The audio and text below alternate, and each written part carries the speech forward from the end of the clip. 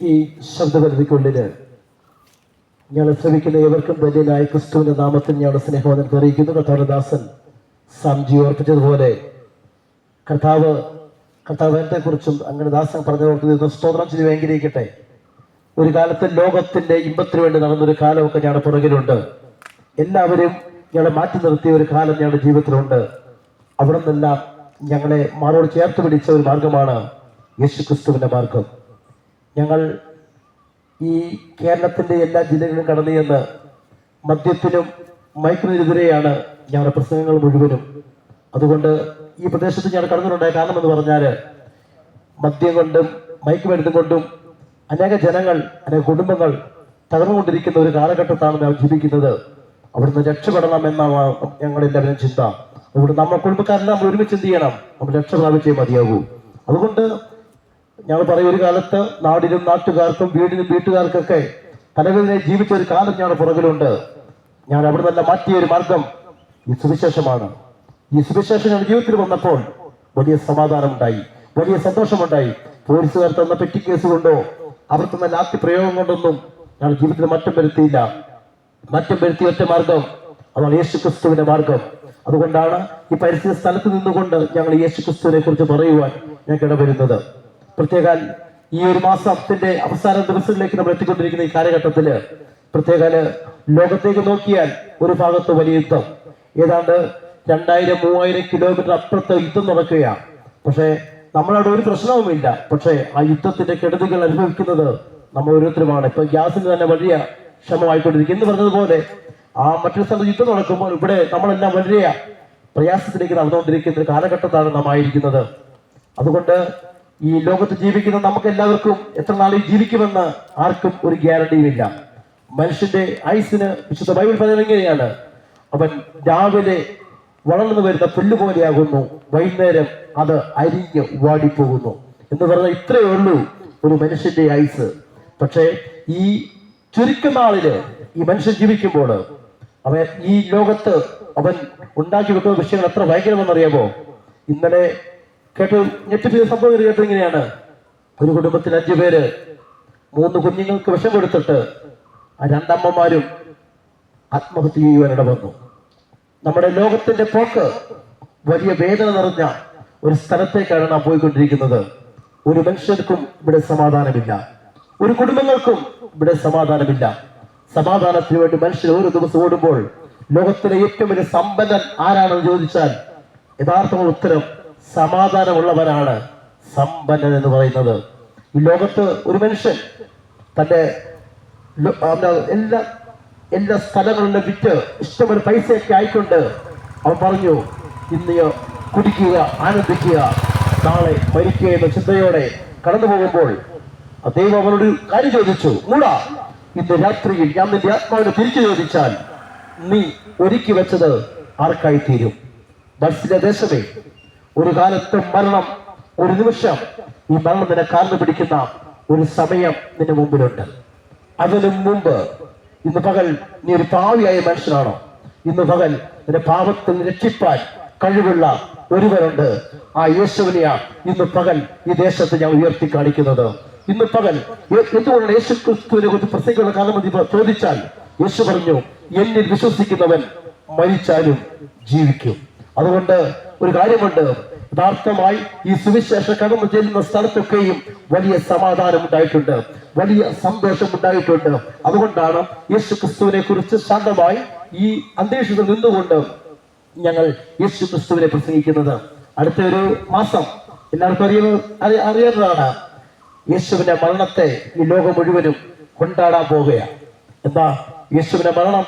എന്തുകൊണ്ടാണ് യേശുവിന്റെ മരണത്തോട് അടുത്തൊരു കാലം ചോദിച്ചാൽ ക്രിസ്ത്യ എല്ലാവരും പറയും, യേശു മരിച്ചത് കൊണ്ടാണ് ഞങ്ങൾക്ക് ഈ പദവി ഞങ്ങൾക്ക് ലഭിക്കാനിട വന്നത്. ആർക്കും വേണ്ടാത്ത ഞങ്ങളെ സ്നേഹിച്ചത് ഈ കർത്താവ് യേശുവാണ്. ഇന്ന് പകൽ ആ യേശുവിനെ കുറിച്ച് 1-2 കാര്യങ്ങൾ പറഞ്ഞിട്ട് ഞാൻ എന്റെ വാക്കിനെ വേഗം നിർത്താൻ ആഗ്രഹിക്കുകയാണ്. പ്രത്യേക ഒരൊറ്റ നിമിഷത്തേക്ക് നിങ്ങളുടെ എല്ലാം ശ്രദ്ധയെ ഒരു പ്രാവശ്യം കൂടെ ഞാൻ ക്ഷണിക്കുകയാണ്. ഇന്നേക്ക് 2026 വർഷങ്ങൾക്ക് മുമ്പ് കർത്താവായ യേശു ഈ ഭൂമിയിലേക്ക് വരുവാനിട വന്നു. യേശുവിന്റെ ജനനം ഒരു അത്ഭുതമായിരുന്നു. യേശു ഏകദേശം 33 തിരുവയസ്സ് വരെ കർത്താവ് ഈ ഭൂമിയിൽ ജീവിച്ചു. അനേക അത്ഭുതങ്ങൾ, അടയാളങ്ങൾ, വീര്യപ്രവൃത്തികൾ താൻ ഇവിടെ ചെയ്തു. യേശുവിന്റെ ജനനം ഒരു അത്ഭുതമായിരുന്നു. യേശു ജനിച്ചു, വലിയ സന്തോഷമായി. അങ്ങനെ ജനങ്ങളെല്ലാം സന്തോഷം കണ്ട് ഓരോ ദിവസവും യേശുവിന്റെ ജനനം കൊണ്ടാടി ഡിസംബർ മാസം എല്ലാവരും സന്തോഷിച്ചതാണ്. അതിനുശേഷം യേശു അങ്ങനെ ജനിച്ച് അങ്ങനെ അനേക അത്ഭുത പ്രവൃത്തികൾ ചെയ്ത് കർത്താവ് മുന്നോട്ട് പോകുന്ന സമയത്ത് 33 തിരുവയസ്സ് വരെ എത്തി. 33 തിരുവയസ്സിൽ യേശു മരിക്കണമെന്ന് പിതാവായ ദൈവത്തിന്റെ ഇഷ്ടമായിരുന്നു. എന്തുകൊണ്ടാണ് യേശു മരിക്കാനുള്ള കാരണമെന്ന് ചോദിച്ചാൽ അതിനൊറ്റ ഉത്തരമേ ഉള്ളൂ. യേശു മരിക്കുവാൻ വേണ്ടി സ്വയം ഇറങ്ങി വന്ന ഒരുവനാണ് കർത്താവായ യേശു ക്രിസ്തു. എന്തുകൊണ്ടാണ് യേശു മരിക്കുവാൻ ഇറങ്ങി വരാൻ കാരണമെന്ന് ചോദിച്ചാൽ, ഏകമനുഷ്യനാൽ ഈ ലോകത്ത് പാപം കടന്ന് മനുഷ്യൻ പാപം കടന്നു വന്നു. ആ പാപത്തിന്റെ പ്രാശ്ചിത്വത്തിന് വേണ്ടി മനുഷ്യൻ അന്നു മുതൽ അവർ ഓടിക്കൊണ്ടിരിക്കുക. അനേകർ നേർച്ചകാഴ്ചകൾ ചെയ്യുന്നു, അനേകർ മലകൾ കയറുന്നു, അങ്ങനെ അനേക പുണ്യ സ്ഥലങ്ങൾ സന്ദർശിക്കുന്നു. ഇവിടെയൊന്നും മനുഷ്യന് യഥാർത്ഥമായിട്ട് അവനിൽ നിന്ന് പാപത്തിൽ നിന്ന് രക്ഷ പ്രാപിപ്പാൻ കഴിഞ്ഞിട്ടില്ല. പാപം എന്ന വാക്ക് ബൈബിളിന്റെ മാത്രം കുത്തകയല്ല സ്നേഹിത. എല്ലാ മതങ്ങളും കണ്ടും കേട്ടും പഠിച്ചും വരുന്നതാണ് പാപം എന്ന വാക്ക്. ഇസ്ലാം ഭേദം വിളിച്ചു പറഞ്ഞത് ഇങ്ങനെയാണ്: ഇബ്ലീസിന്റെ കുത്ത് ഏൽക്കാത്ത ഒരൊറ്റ വ്യക്തി പോലും ദുനിയാവിൽ ഇല്ല. ഹൈന്ദവ വേദം പറയുന്നത് ഇങ്ങനെയാണ്: തമസോമ ജ്യോതിർഗമയ, മൃത്യോമ അമൃതംഗമയ. അവരെല്ലാം സമ്മതിക്കുക. വിശുദ്ധ ബൈബിൾ അതിന് തനതായ ശൈലി പറയുന്നത് ഇങ്ങനെയാണ്: ഇതാ ഞാൻ അകത്യത്തിനൊരുവായി, പാപത്തിൽ എന്റെ അമ്മ എന്നെ ഗർഭം ധരിച്ചു. എന്ന് പറഞ്ഞാൽ മനുഷ്യരെല്ലാം പാപികളാണെന്ന് സ്വയം സമ്മതിക്കുന്ന പ്രാർത്ഥന. എന്നാൽ ഇന്ന് പകൽ ആ പാപത്തിൽ നിന്ന് രക്ഷയ്ക്ക് വേണ്ടി പഴയ നിയമകാലത്തേക്ക് നമ്മൾ നോക്കിക്കഴിഞ്ഞാൽ അനേക യാഗങ്ങൾ നടക്കുക. പ്രാവിനെ, കുറുംപ്രാവിനെ, ആടിനെ, കാളയൊക്കെ മനുഷ്യന്റെ പാപത്തിന് വേണ്ടി, പ്രാശ്ചിത്വത്തിന് വേണ്ടി രക്തം ഒഴുക്കുമ്പോൾ ആ പാപത്തിൽ നിന്ന് അവർ മാറുകയാണ്. എന്നാൽ അങ്ങനെ മനുഷ്യൻ യാഗങ്ങൾ അർപ്പിച്ചിട്ട് യഥാർത്ഥമായിട്ട് പിന്നെയും അവർ യാഗമർപ്പിക്കേണ്ട കാര്യങ്ങളിലേക്ക് കടന്നു വന്നപ്പോൾ മനുഷ്യന് രക്ഷയില്ല. ആ സമയത്താണ് പിതാവായ ദൈവം തന്റെ പുത്രനായ യേശുവിനെ ഈ ഭൂമിയിലേക്ക് ഒരു മനുഷ്യനായി അവതരിച്ചത്. ഇന്ന് പകലില് ലോകത്തെ ഞാൻ യേശു ക്രിസ്തുവിനെ കുറിച്ച് ഞങ്ങൾ പ്രസംഗിപ്പാൻ ഞങ്ങൾക്ക് നൽകുന്ന ഒരു ആവേശം എന്ന് പറഞ്ഞാൽ, കർത്താവായ യേശു ക്രിസ്തുവിനെ കുറിച്ച് അദ്ദേഹത്തെ കുറിച്ച് പറഞ്ഞത് ഇങ്ങനെയാണ്: അവൻ സമാധാന പ്രഭുവാണ്, അവൻ നിത്യപിതാവാണ് എന്ന് പറഞ്ഞ കർത്താവായ യേശു ഈ ഭൂമിയിൽ ഒരു കന്യക മറിയത്തിന്റെ ഉദരത്തിന്റെ അകത്ത് യേശു ജനിക്കുവാൻ വന്നു. എന്തിനു വേണ്ടി? എന്റെയും നിന്റെയും സകല പാവവും ഏറ്റെടുക്കുന്ന വീടാണ് കർത്താവ് യേശു ഈ ഭൂമിയിൽ ഒരു മനുഷ്യനായി അവതരിച്ചത്. ഇന്ന് പകൽ ഈ ദേശത്തിന് പറയാം, രോഗസൗഖ്യത്തിലൂടെയല്ല യേശു കടന്നു വന്നത്. യഥാർത്ഥമായിട്ട് ഇന്ന് പകൽ നിന്നെ രക്ഷിപ്പാൻ, പാപത്തിൽ നിന്ന് നിന്നെ രക്ഷിപ്പാനാണ് കർത്താവ് യേശു ക്രിസ്തു ഒരു മനുഷ്യനായി ഈ ഭൂമിയിൽ അവതരിച്ചത്. അങ്ങനെ യേശു കർത്താവ് ഖാനാവിന്റെ കല്യാണത്തിന് വെള്ളത്തെ വീഞ്ഞാക്കിക്കൊണ്ട് തന്റെ അത്ഭുത പ്രവൃത്തി ആരംഭിച്ചു. അങ്ങനെ അത്ഭുതങ്ങൾ ചെയ്ത കർത്താവ് കടന്നു പോകുന്ന സമയത്ത് ഒരിക്കൽ കർത്താവ് യേശുവിനെ അപ്പോൾ പിടിക്കുവാനിട വന്നു. യേശു കർത്താവിനെ പിടിച്ച സമയത്ത് ഗെത്സമനയിൽ വെച്ച് കർത്താവ് യേശുവിനെ അവർ പിടിക്കുന്ന സമയത്ത് അവിടെ നടന്ന സംഭവം അറിയാം. യേശു പിടിച്ച് അങ്ങനെ അടുത്ത കോടതി കൊണ്ടുവന്നു. 5 കോടതിയിൽ മാറി മാറി യേശുവിനെ വിസ്തരിച്ചു. ഒരു കോടതിയും യേശുവിന്റെ മേൽ ഒരു കുറ്റവും പറഞ്ഞില്ല. ഇന്ന് പകൽ നീതിമാൻ ആരാണെന്ന് ഒറ്റ ഉത്തരമേ ഉള്ളൂ. അത് ഞങ്ങൾ ഉയർത്തി കാണിക്കുന്ന കർത്താവായ യേശുവ. അവന്റെ മേൽ ലോകത്തെ ഒരു ന്യായാധിപതിക്കും യേശുവിന്റെ മേൽ ഒരു കുറ്റവും കാണാൻ ഇന്ന് വരെ കഴിഞ്ഞിട്ടില്ല. കാരണം പാപമില്ലാത്തവനാ കർത്താവായ യേശു ക്രിസ്തു. ഇന്ന് പകൽ പാപമില്ലാത്തവൻ, പാപത്തിന്റെ പ്രാശ്ചിത്വത്തിന് വേണ്ടി യാഗമായി തീരുവാൻ സ്വയം നമുക്കോട് ഇറങ്ങി വന്ന ഒരുവനുണ്ട്. അവന്റെ പേര് കർത്താവായ യേശു ക്രിസ്തു. കർത്താവ് അങ്ങനെ പിലാത്തോസിന്റെ ഗബറ എന്ന കൽത്തളം മുതൽ കാൽവറി വരെ തന്റെ വേദന, കാരണം യേശു നമുക്ക് വേണ്ടി, അവരുടെ പാപങ്ങൾക്ക് വേണ്ടി താൻ അടിയേൽക്കുവാനിട വന്നു. അവന്റെ മുഖത്തൊരു കറുത്ത തുണി കെട്ടിയിട്ട് മുഷ്ടി ചേർത്തി അവന് മുഖത്ത് അവർ ഇടിച്ചു. എന്നിട്ട് ചോദിച്ചു, നീ പ്രവാചകനല്ലേ? നീ പ്രവചിക്ക്, നിന്നെ ആരാണ് ഇടിച്ചത്? തീർന്നില്ല, അവന്റെ തലയിൽ ഒരു മുൾക്കിരീടം അവർ തല അടിച്ചിറക്കി. നീ രാജാവല്ലേ എന്ന് പറഞ്ഞുകൊണ്ട് യേശുവിനെ അവർ ഒത്തിരി പരിഹസിക്കേണ്ട വന്നു. അങ്ങനെ വീണ് എഴുന്നേറ്റു. അതാ യേശു കടന്നുപോയ പച്ച പൈമര കുരിശുമായി അതാ പീലാത്തോസിന്റെ അവരുടെ കൊട്ടാരത്തിൽ നിന്ന് കടന്നു പോകുന്ന ഒരുവനെ കണ്ടോ? കണ്ടാൽ ആളല്ലെന്ന് തോന്നുമാരും വീരവുമായി ഒരുവനെ കണ്ടോ? ഇന്ന് പകൽ യേശുവിനെയാണ് ദേശത്ത് ഉയർത്താൻ കാരണമെന്ന് പറഞ്ഞാൽ എന്തിനാണ് യേശു ഇത് സഹിക്കാൻ കാരണം? സ്വർഗത്തിന്റെ മകുടമായിരുന്നവൻ എന്താ ഇത് സഹിക്കാൻ കാരണമെന്ന് ചോദിച്ചാൽ ഒറ്റ ഉത്തരവേ ഉള്ളൂ. എന്റെയും നിന്റെയും സകല പാവം ഏറ്റെടുത്തുകൊണ്ട് കടന്നു പോകുന്ന ഒരുവനെ കണ്ടോ? അവനാ കർത്താവായ യേശു. വീണ് എഴുന്നേറ്റു കടന്നു പോകുകയാ. അവ കടന്നു പോകുന്ന വഴിക്ക് അനേക സ്ത്രീകൾ യേശുവിന്റെ മുമ്പിൽ കരഞ്ഞുകൊണ്ടിരുന്നു. അവരിങ്ങനെ പറഞ്ഞു, യേശുവിന്റെ അടുക്കൽ കരഞ്ഞ് നിൽക്കുന്ന സ്ത്രീകളെ നോക്കിക്കൊണ്ട് യേശു പറഞ്ഞു, യേശുവിനെ പുത്രിമാരെ, നിങ്ങൾ എന്നെ ചൊല്ലി കരയണ്ട, നിങ്ങളെയും നിങ്ങളുടെ മക്കളെ ചൊല്ലി കരയും എന്ന് പറഞ്ഞാൽ ഇന്നേക്ക് 2026 വർഷങ്ങൾക്ക് മുമ്പ് പാലസ്തീന്റെ പച്ച മണ്ണിൽ നിന്നുകൊണ്ട് കർത്താവ് യേശു വിളിച്ചു പറഞ്ഞു, എന്നെ ചൊല്ലിക്കരയണ്ട, യേശുവിന്റെ പേര് പറഞ്ഞ ആരും കരയണ്ട, യേശുവിന് വേണ്ടി ആരും കരയണ്ട, പിന്നെ നശിച്ചു പോകുന്ന നമ്മുടെ തലമുറയ്ക്ക് വേണ്ടി കരയുവാൻ ഇന്നോട് ഈ ദേശത്തോട് ഞാൻ വിളിച്ചു പറയുകയാ. എന്താണ് കാരണമെന്ന് ചോദിച്ചാൽ സ്നേഹിത, പത്രമെടുക്കുന്ന വായിക്കണം, സോഷ്യൽ മീഡിയ ഒന്ന് ശ്രദ്ധിക്കണം. എത്ര കുഞ്ഞുങ്ങളാണെന്നറിയാമോ ആത്മഹത്യ ചെയ്യുന്നത്? നമ്മൾ പഠിക്കാൻ പറഞ്ഞു വിടുന്ന എത്ര കുഞ്ഞുങ്ങളാ അവർ മദ്യത്തിന് അടിമയാകുന്നത്, എത്ര പേരെ കഞ്ചാവിന് അടിമയാകുന്നത്. കഴിഞ്ഞ വായിച്ചില്ലേ, അധ്യാപകനെ കയ്യേറ്റം ചെയ്ത ഒരു വിദ്യാർത്ഥി. അങ്ങനെ നമ്മുടെ തലമുറ വലിയ നാശത്തിലേക്ക് പോവുകയാ. ഇന്ന് പകൽ ദേശത്തോട് പറയാം, നമ്മുടെ തലമുറയ്ക്ക് വേണ്ടി നമ്മൾ പ്രാർത്ഥിച്ചേ മതിയാകൂ. നമ്മുടെ തലമുറകൾ അനുഗ്രഹിക്കപ്പെടാൻ ഇന്നുകൾ ദേശമേ നമ്മുടെ തലമുറയ്ക്ക് വേണ്ടി പ്രാർത്ഥിക്കാൻ ഇന്നുകൾ ദേശത്തോട് അസന്നിഗ്ധമായി ഞാൻ വിളിച്ചു പറയുകയാണ്. അതുകൊണ്ട് യേശു വിളിച്ചു പറഞ്ഞു, യേശുവിന്റെ പേര് പറഞ്ഞ ആരും കരയണ്ട, എനിക്ക് വേണ്ടി ആരും കരയണ്ട, ഇവിടെ നശിച്ചു പോകുന്ന ഒരു തലമുറയ്ക്ക് വേണ്ടി കരയുവാൻ ഇന്ന് വലിയ ദേശത്ത് നിന്നുകൊണ്ട് ഞാൻ വിളിച്ചു പറയുകയാണ്. അങ്ങനെ യേശു കടന്നുപോയി. യേശു കടന്നുപോകുന്ന സമയത്ത് അങ്ങനെ ഗോൽഗോത്ത എന്ന സ്ഥലത്ത് 2 കള്ളന്മാരുടെ നടുവില് കർത്താവ് യേശുവിനെ അവർ ക്രൂശിച്ചു. ഒരു കള്ളനെ ഇടത്തും ഒരു കള്ളനെ വലത്തുമായി യേശുവിനെ അവർ ക്രൂശിച്ചു. അതിലൊരു കള്ളൻ യേശുവിനെ പരിഹസിച്ചു. അതിലൊരു കള്ളൻ അവൻ യേശുവിനെ തന്റെ ഹൃദയത്തിലേക്ക് ക്ഷണിച്ചു. ഇങ്ങനെ പറഞ്ഞു, മാതാ പ്രഭു, അങ്ങ് രാജ്യത്ത് പ്രാപിച്ചു വരുമ്പോൾ എന്നെ കൂടെ ഓർത്തുകൊള്ളു. യേശു പറഞ്ഞു, ഇന്ന് നീ എന്നോട് കൂടെ പറുദീസയിലായിരിക്കും. ഇന്ന് പല ഒരു കാര്യം വിളിച്ചു പറയട്ടെ, ആ കള്ളൻ അവിടുത്തെ ഏറ്റവും വലിയ മോഷ്ടാവായിരിക്കാം. അവന്റെ ജീവിതത്തില് എല്ലാം തീർന്നു. ഇനി സർവരക്ഷയോ ഒരിക്കലും രക്ഷയില്ല. അവൻ ചെയ്ത തെറ്റിന് അവനെ കൊല്ലുവാൻ ഗവൺമെന്റിന്റെ നിയമത്തിൽ അവനെ ക്രൂശിൽ കിടക്കുമ്പോഴോ അവന്റെ ജീവിതത്തിൽ ഒരു പ്രതീക്ഷയുമില്ല. ആ സമയത്ത് അവൻ വിളിച്ചൊരു കാര്യമുണ്ട്, യേശുവേ, അങ്ങ് എന്നെ ഓർക്കണം. ഇന്ന് പകലില് ഇന്നോട് ദേശത്തോട് ശക്തമായ ഒരു കാര്യം പറയാം. പാപത്തിന്റെ അകത്ത് ജീവിക്കുന്ന നിന്റെ ജീവിതത്തിന് പാപത്തിന് രക്ഷപ്പെടാൻ കഴിയാതിരിക്കുന്നുവെങ്കിലും ഇന്ന് പകൽ ഞാൻ വിളിച്ചു പറയാ, നിന്റെ പാപം എത്ര കടും ചുമപ്പായാലും അതിനെ ഹിമം പോലെ വെളുപ്പിക്കുന്ന ഒറ്റ ഒരുവനുണ്ട്. അവന്റെ പേര് കർത്താവായ യേശു. ഇന്ന് പകലില് ആ യേശുവിലേക്ക് ഹാർദമായി സ്വാഗതം ചെയ്യുക.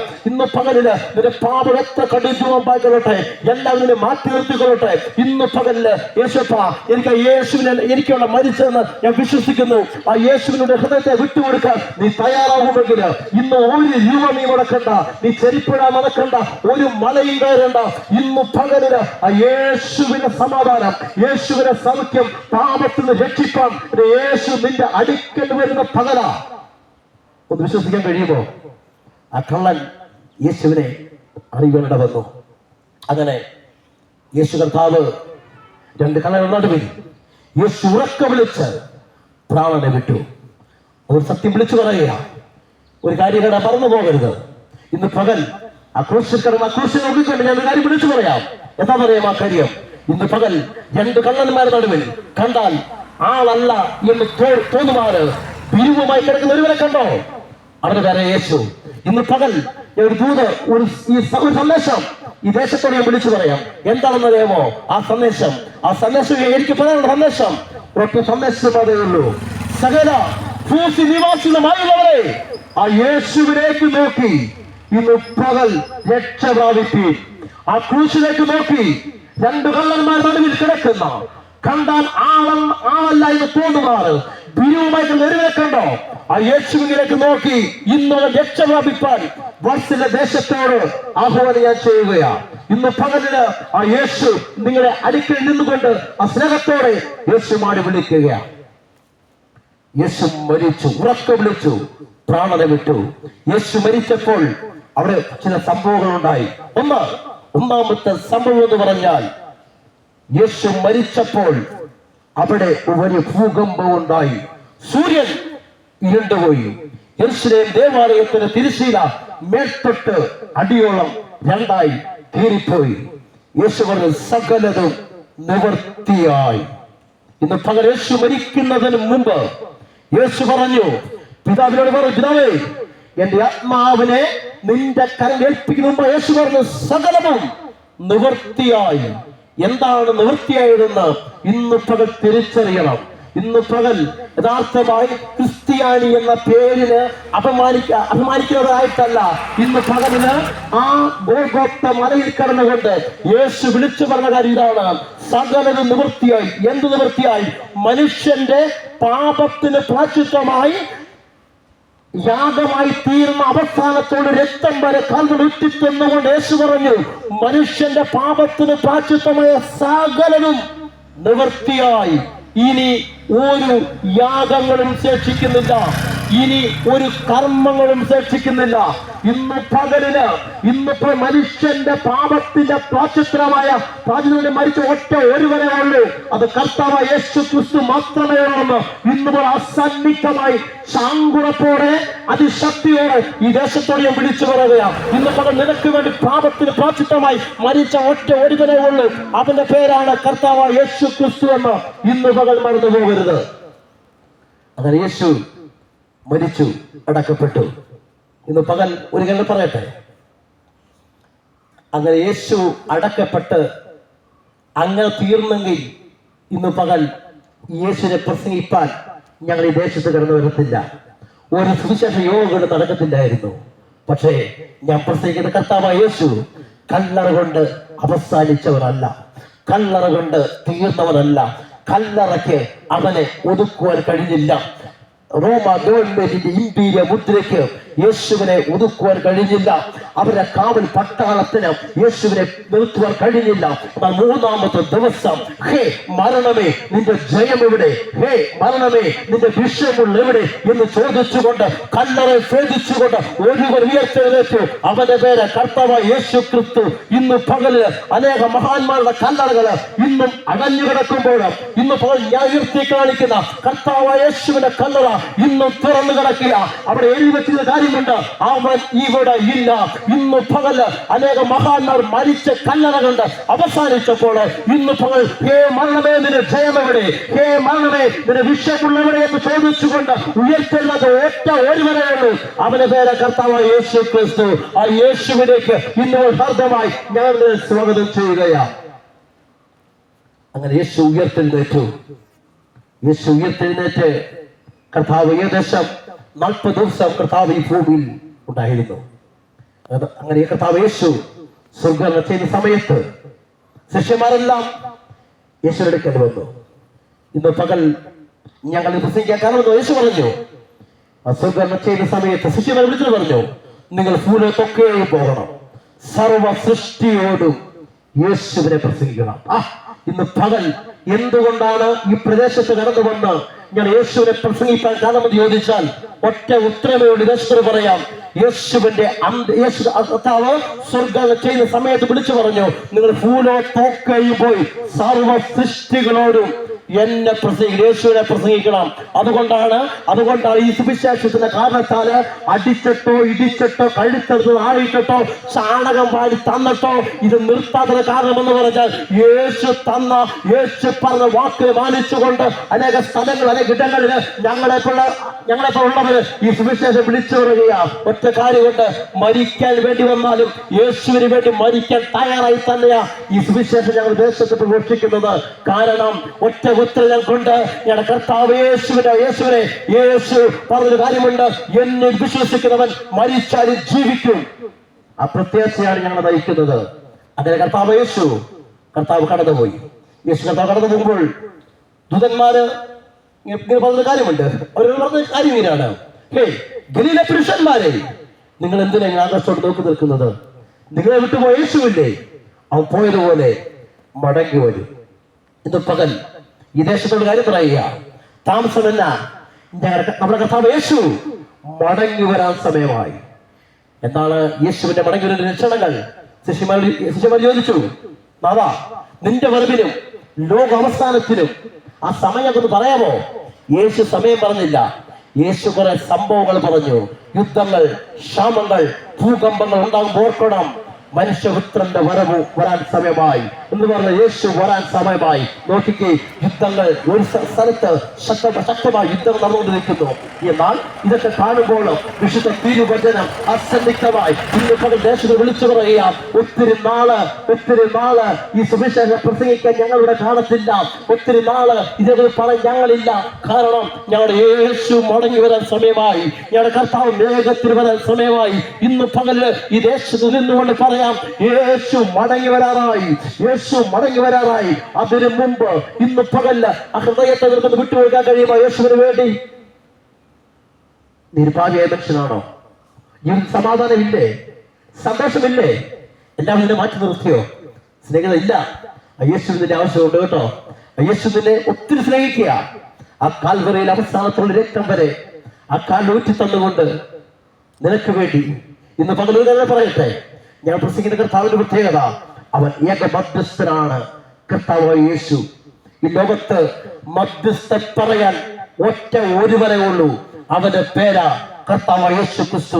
ഇന്ന് പകലില് നിനക്ക് വേണ്ടി പിതാവിന്റെ അടുക്കൽ മധ്യസ്ഥ ചെയ്യുന്ന ഒറ്റ ഒരുവരെ ഉള്ളൂ, അവന്റെ പേര് കർത്താവായ യേശു ക്രിസ്തു. ലോകത്തിലെ ഏക മധ്യസ്ഥൻ കർത്താവായ യേശു ക്രിസ്തുവാണെന്ന് ഇന്ന് പകൽ മറന്നു പോകരുത്. ഇന്ന് പകല് യേശുവിനെ ആർക്കും വിളിക്കാം. ഏത് ജാതിക്കാരനോ, ഏത് ഭാഷക്കാരനോ, ഏത് വംശക്കാരനായാലും യേശുവിനെ വിളിച്ചാൽ അവൻ നിനക്ക് വേണ്ടി ഇറങ്ങി വരുന്ന ഒറ്റ ഒരുവരെ ഉള്ളൂ, അവന്റെ പേര് കർത്താവായ യേശു ക്രിസ്തു. നമ്മുടെ പാപത്തിൽ നിന്ന് നമ്മൾ രക്ഷിപ്പാൻ ഇറങ്ങി വന്ന ഒറ്റ ഒരുവരെ ഉള്ളൂ, അവനാ കർത്താവായ യേശു ക്രിസ്തു. യേശു പറഞ്ഞു, താമസമല്ല, ഞാൻ മടങ്ങി വരും. ആർക്ക് വേണ്ടി? തനിക്ക് വേണ്ടി കാത്തിരിക്കുന്നവരെ ചേർപ്പാൻ യേശു മടങ്ങി വരാൻ സമയമായി. ഇന്ന് പകൽ ക്രിസ്ത്യാനി എന്ന പേരിന് എല്ലാ ദിവസവും പള്ളി പോയി പ്രാർത്ഥിക്കുന്നതല്ല, യഥാർത്ഥമായി യേശു നിന്റെ കുടുംബത്തിൽ, യേശു നിന്റെ കുടുംബത്തിനകത്തുണ്ടോ? ഇന്ന് പകൽ ഒന്ന് ചിന്തിക്കണം കേട്ടോ. ഈ മരണം ഏത് നിമിഷം പിടിക്കാമേ. ചിലപ്പോൾ ഒരു പാട്ടുകാരെ പാടിയതുപോലെ, എപ്പോഴാണ് എന്റെ സോദരാ മൃത്യു വരുന്ന ഓർക്കായിൽ എന്തു കഷ്ടമേ,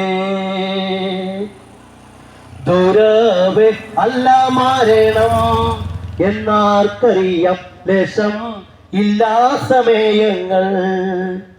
രാജാക്കന്മാർ വലിയ ധീരന്മാരായ പേരും തീരെ സാധുക്കളുമി ലോകം വെടിഞ്ഞു പോകും.